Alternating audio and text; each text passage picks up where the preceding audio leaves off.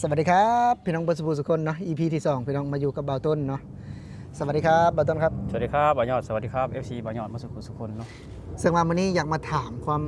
รู้สึกไอ้ต้นเนาะที่อยู่ประเทศไทยมาดนนะในการที่ในกรณีที่ทางรัฐบาลกัมพูชาไปสินะเรียกตัวให้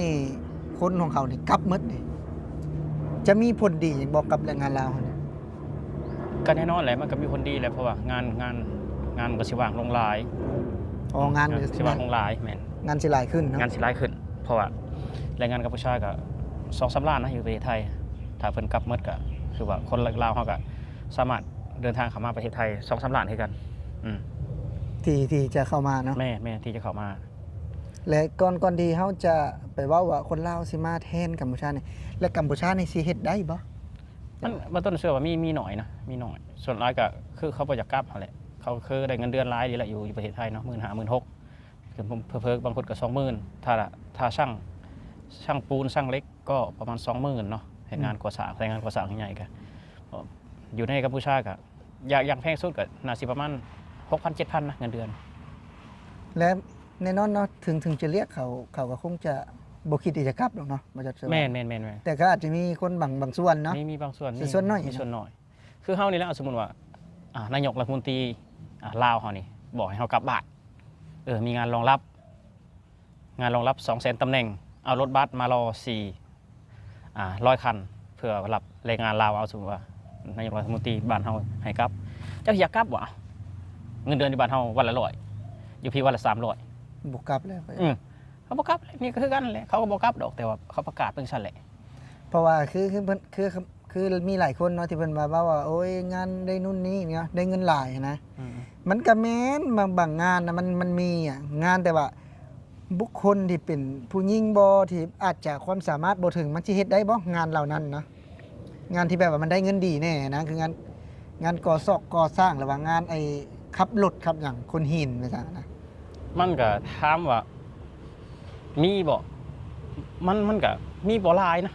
มันมีบ่หลายมีบ่หลายที่จะเอาคนงานเหล่านี้เมื่อทำได้แม่นมันมีบ่หลายตำแหน่งงานมันว่างบ่หลาย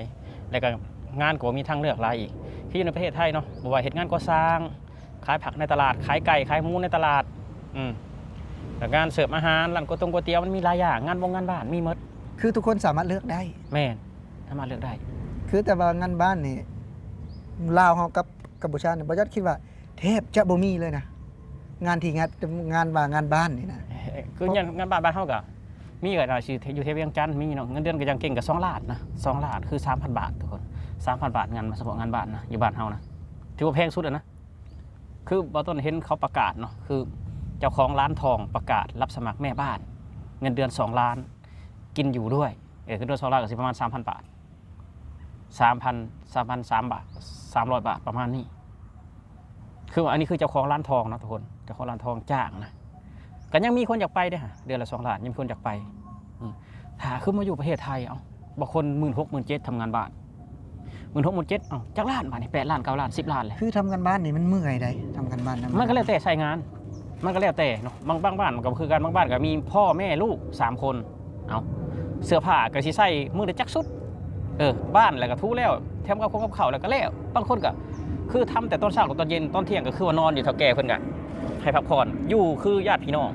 เอากันแม่นอยู่เฮาเฮ็ดอยู่ไทยแต่พอเฮาอยู่ลาวเด้บัดเฮาก็เฮ็ดคือเดี๋ยวนี้บ่คือเดียวนี่แหละมันก็มีแบบบ้านงานหน่อยบ้านงานหลายคือกันแต่ว่าสิ่งที่แตกต่างกันคือเงินมันน้อยเงินมันได้น้อยที่ประเทศไทยงานก็บางบ้านก็นักบางบ้านก็บ่นักมันก็มีผสมปนเปกันไปหั่นแหละแต่ว่าสิ่งที่ได้รับก็คือเงินเดือนมันแตกต่างกันเงินเดือนที่แบบว่าพอใช้จ่ายเนาะแม่พอใช้จ่ายมีเงินเก็บคืออยู่ในประเทศไทยนี่เฉพาะงานบ้านนี่ได้หลายกว่าหมู่นะเท่าที่บ่ยัดเห็นเนาะถือว่าค่อนข้างที่จะได้ดีนะบ่ต่ำกว่า 12,000 แม่นบ่ต่ำ 12,000 ขึ้นไปคือว่าเฮ็ดงานอยู่บ้านเฮาทำงานที่บ้านเราทำงานบ้านเนาะแม่นอยู่ว่ากินนำเจ้านายนอนบ้านเจ้านายอยู่บ้านเฮาสมมุติว่าเจ้าอยากกินแบบอาหารแบบบ่อยากกินอยู่บ้านเจ้านายเนาะอยากกินก๋วยเตี๋ยวชามนึงก็ 50,000 70,000 70,000เงินเดือน2 ล้านบาทนี่ ได้กี่ซ้ำมัน กินมื้อก๋วยเตี๋ยวมื้อละชามผู้ที่เงินเดือนหมดเลย ติดลบอีก100,000กีบเงินเดือน2 ล้านได้นี่3 7 21 2 ล้าน100,000ติดลบอีก100,000ถ้ากินก็เปี้ยงมื้อละถ้วยเลย แม่น หมดเลย หมดเลยคือว่าทำงานในประเทศไทยเนาะวันละ400กินอยู่กับนายจ้างถ้าเราจะกินก๋วยเตี๋ยวเราไปซื้อพิเศษ50 บาทเหลืออยู่350สบายเนาะ เดือนวันหนึ่งเหลือ350เดือนหนึ่งก็15,000 บาทเหลือเนาะหลังจากกินก๋วยเตี๋ยวมือละถ้วยได้ กินก๋วยเตี๋ยวมื้อละถ้วยแม่นยังเหลืออยู่15,000 บาท15,500 บาทแต่ว่าเฮากลับบ้านไปครับคือว่าอะไรนะ แม่แต่คือกัมพูชานี่เพิ่นกลับไปก็คือมันคล้ายๆบ้านเฮาเลยเนาะ ก็แม่นแล้วมันก็บ่มีงานคือกับบ้านเฮาหั่นล่ะแต่ในกรณีที่ว่าสิกลับนี่มันก็เป็นส่วนน้อยเนาะว่าจังว่านะ ส่วนหน่อยทุกคนนี่น่าจะบ่กลับแน่นอนเนาะ โอ้มีกัมพูชาอยู่3 ล้านกลับบ่ 2,000 ประมาณนี้กลับนะคือว่าใช่ล่ะคืออยู่ในโซเชียลคือด่านกัมพูชาคือว่าคนกลับน้อยที่สุดแต่ว่านายกรัฐมนตรีกัมพูชาเพิ่นก็จัดเตรียมรถบัสไว้รอแล้วนะ400 คัน 400 คัน 400 คันจัดไว้รอไผมีบ่คนไปขึ้น ก็สิมีอยู่คัน2 คันนี่แหละ คือยังบ่มีตอนนี้คือยังบ่มีคนที่จะออกจากประเทศไทยนะคือบ่ต้นไปตลาดมื้อเช้าก็เห็นอยู่กัมพูชาขายผักขายหยังอยู่ขายหมูขายไก่อยู่ขายปลาอยู่บ่ต้นไปซื้อปลานิ่นก็เห็นอยู่เนาะกัมพูชาเพิ่นขายปลานิ่นอยู่ก็คือบ่ได้มียังบ่มีท่าทีว่าสิกลับบ้านสิเตรียมตัวกลับบ้านนะแต่ว่าสิ่งที่แน่ๆคนลาวน่ะเตรียมเฮแล้วตอนนี้เต็มเฮสิเข้ามาประเทศไทยแล้วทำบัตรทำยังไว้แล้วตอนนี้คือว่าปีนี้เนาะบ้านเฮานี่คือภาคกลางสารบัญสวรรณเขตคือน้ำท่วมตอนนี้น้ำท่วมแล้วหน้าบ่ได้ทำแหละประสบเหมาะกับแรงงานกัมพูชาที่กลับบ้านแรงงานลาวก็เลยแบบสิเตรียมมาตอนนี้นะเพราะว่าหน้าก็บ่ได้ทำเลยนาน้ำท่วมแล้วเตรียมเข้ามาประเทศไทยแล้วคือน้ำท่วมเนาะบ่มีเงินว่าซั่นซะเพราะว่าพื้นที่ที่แบบว่าความหวังเอาเด้เนาะความหวังของพ่อของแม่ที่แบบว่าอาจจะขายข้าวน้ำแต่พอทีนี้น้ำท่วมนานแล้วก็เป็นโอกาสดีเนาะโอกาสดีที่แบบว่าแรงงานกัมพูชานี่จะกลับบ้านก็ถือว่าเป็นโอกาสดีเนาะแม่สิก็พากันสิเข้ามาประเทศไทยแหละมาหาเงินประเทศไทยแหละนะลายนะที่รอที่เข้ามาตอนนี้ก็อยากขอบคุณประเทศกัมพูชานะที่แบบว่าเอาแรงงานกลับบ้านเนาะเอาแรงงานกลับบ้านต้นนี้ต้องขอบคุณอีกก็ขอบคุณเลยเนาะในเมื่อเขาได้ประโยชน์เขาต้องขอบคุณแล้วเพิ่นให้โอกาสเขามาเนาะเขาก็ต้องคือผู้ใหญ่ให้ครองเขาแล้วเขาต้องยกมือไหว้เลยเนาะมันไผให้โอกาสไผเดี๋ยวนี้ก็รัฐบาลกัมพูชาและให้โอกาสคนแรงงานลาวมาพิสูจน์ตัวเองมาทำงานในประเทศไทยเขาก็ต้องขอบคุณเพิ่นเลยเนาะคือบ่ต้นว่าแรงงานกัมพูชานี่บ่แม่นบ่คนไทยให้โอกาสหรือว่าคนกัมพูชาให้โอกาสก็คือคนไทยเพิ่นให้โอกาสเขาอยู่แล้วแต่ว่าคือตอนนั้นคือยังมีแรงงานกัมพูชาอยู่แต่อันนี้คือแรงงานกัมพูชาเพิ่นให้โอกาสเขาเต็มเลยนะแต่ว่าคนไทยเพิ่นให้โอกาสเขาตลอดเวลาคือเฮามายามใดก็ได้อยู่แล้วแม่นถ้ามีงานตอนนี้คือเป็นโปรเลยเนาะเป็นโปรคือซื้อ1 แถม 1แล้วนะตอนนี้ซื้อ1 แถม 1คือแบบว่าปกติเฮามานี่เนาะมีงานไหมเนาะเฮาก็จะแบบว่าหางานเด้เนาะญาติเฮามาก็ต้องรองานก่อนนะแต่พอทีนี้มานี่เลือกเลยเนาะช้อปปิ้งแบบว่าเข้าซุปเปอร์มาร์เก็ตนี่เลยนี่นะแม่นแบบว่างานเยอะเด้ลูกน้องบ่มีก็ถือว่าต้องขอบคุณ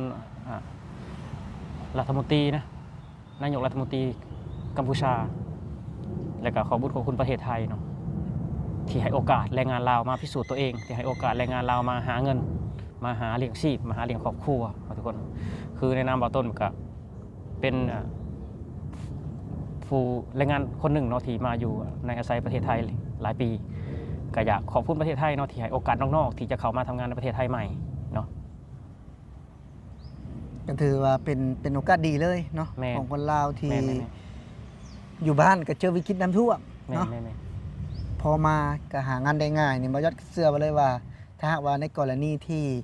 เป็นจริงนะกรณีที่แบบว่ากัมพูชานี่จะกลับบ้านหมดเนาะก็ความเป็นโอกาสดีเลยคือบ่เฮาเว้าไปในเบื้องต้นแล้วแบบว่าคล้ายๆว่าคือเฮาไปในเลือกงานเลยนะมันจะเฮ็ดงานแบบว่าเฮ็ดได้เต็มที่เลยแม่นถือว่าคนลาวนี่เพิ่นก็ต้องเลือกคนลาวอยู่แล้วเนาะก่อนเป็นมาอยู่แล้วเพราะว่าคือคนลาวนี่บ่ได้ฝึกเด้แม่นบ่ได้ฝึกภาษาบ่ได้ฝึก การกินการอยู่เนาะกินหยังก็กินคือกันกับเฒ่าแก่ไทย คันคืองานเป็นงานเด็กเสิร์ฟนี่ที่แบบว่าจะหับแต่คนลาวเลยนะมาจัดว่า แม่นเพราะว่าหนึ่งเลยคนลาวเขียนได้เด้รับออเดอร์เป็นอย่างนะ แต่ว่าเด้อภาษาปากว่าวมันก็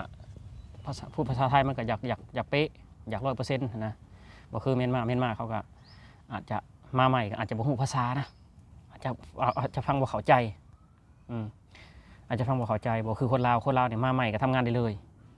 ฝึกเล็กๆน้อยๆทักษะทำงานได้เลย ภาษาปากว่าวก็คือคนลาวแบบคนลาวที่บ่ได้เข้ามาทำงานในประเทศไทยก็เว้าไทยได้อยู่แล้วเนาะทุกคนเว้าไทยได้อยู่แล้วสำหรับคนรุ่นใหม่นะสำหรับคนที่อายุแบบ60ขึ้นไปก็เพิ่นก็อาจจะเว้าได้แน่แต่บ่หลายเนาะก็คือคนรุ่นใหม่นี่เนาะอายุ20 30นี่คือว่าเว้าไทย 100% เลยแหละเนาะเว้าได้ 100%ฟังออกเว้าได้ ก็ถือว่าเป็นการดีเลยละว่าซั่นซะ แม่น ก็ดีกว่าปกติก็ดีแล้วนะมาทำงานประเทศไทยแต่ทีนี้ก็คือแบบว่าคล้ายๆว่าถ้าเขาเติมเน็ตก็เป็นช่วงจัดโปรไว้สิเนาะ แม่น ช่วงจัดโปร ต้องจัดโปรด้วยแหละก็เตรียมตัวกันเข้ามาเนาะเข้ามาแล้วก็ทำดีตั้งใจทำมาหากินเฮ็ดให้คนไทยรักให้ได้เนาะทุกคนพิสูจน์ตัวเองว่าเฮากับประเทศเราก็มีดีบ่แพ้สาวของศาสตร์ใกล้เคียงเฮาเนาะก็เฮ็ดให้โตทำตัวดีๆขยันอดทนซื่อสัตย์ประหยัดอดทนเนาะเก็บเงินเก็บทองเก็บประสบการณ์เก็บบทเรียนไปพัฒนาบ้านเฮา อ้าวเนาะเป็นยังเนาะก็ขอบคุณเนาะทางประเทศไทยพี่น้องที่เปิดโอกาสเนาะเปิดโอกาสให้แรงงานลาวเข้ามาแล้วก็ขอบคุณทางเขมรอีกเนาะที่อยากกลับบ้านกลับไปให้หมดเนาะให้คนลาวเข้ามาทดแทนพี่น้องก็สำหรับคลิปนี้เนาะขอบคุณทางเบาต้นที่ได้มาอัดคลิปกับเบายอดเนาะเดี๋ยวสำหรับวันนี้เนาะเบาต้นกับเบายอดสีขอลาพี่ลาน้องไปก่อนพี่น้องสวัสดีครับ สวัสดีครับผม